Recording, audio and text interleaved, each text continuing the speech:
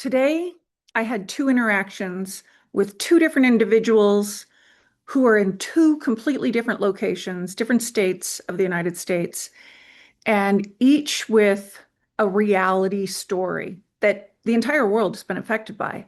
And when I heard these stories, it sparked within me the need to come out and talk about my near-death experience again, which I mean, I can't stop anyway. I keep talking about it.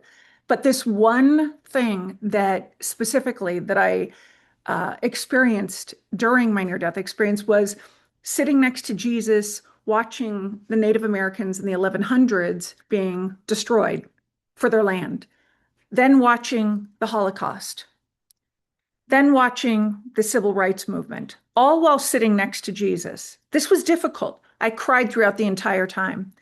Today, I interacted with an individual who shared with me their father, his family was destroyed by the Holocaust because they were Jewish.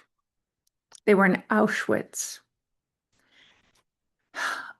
I think about this and I cannot tell you how unnecessary this mindset that created those conditions is. But here's why it was created.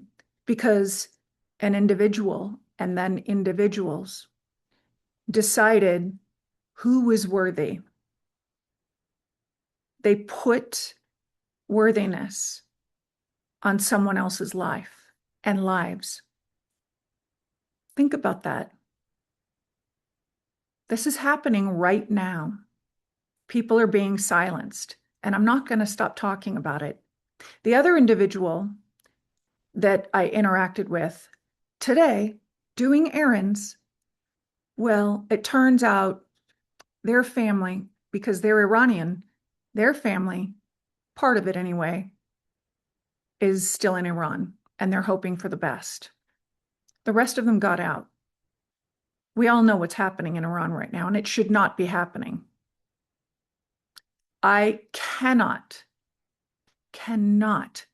sit back and stay silent. This is wrong. This should not be happening. And no one should be discriminated against for any reason, unless you're evil. But these people are not evil. Honoring Prophet Muhammad, honoring Jesus, honoring Kuan Yin or Krishna or Buddha or Sitting Bull, you're all equal. I know because I've seen them all in my near-death experience. I've interacted with each of them. I love all of them. And they loved me. So I won't sit back and be quiet about it. I want it to be normalized for everyone. Because the separation that I'm speaking of in the 1100s with the Native Americans, the Holocaust, and the Civil Rights Movement was created by a man. Okay? So think about that. We cannot allow this to happen again.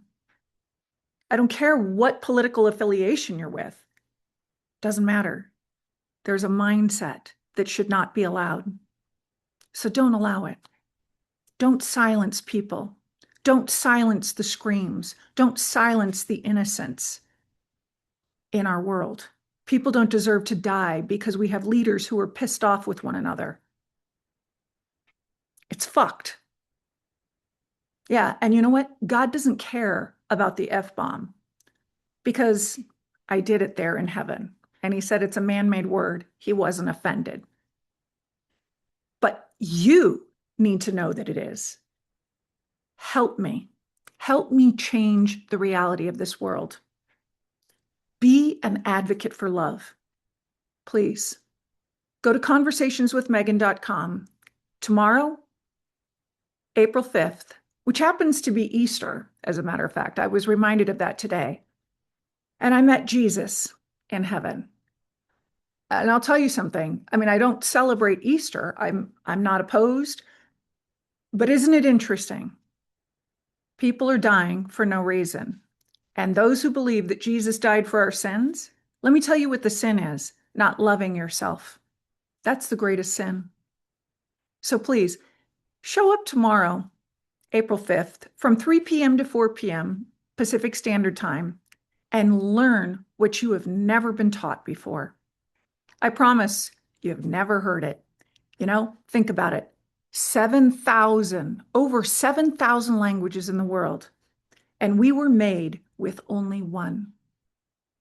I'll see you tomorrow, and it's conversationswithmegan.com.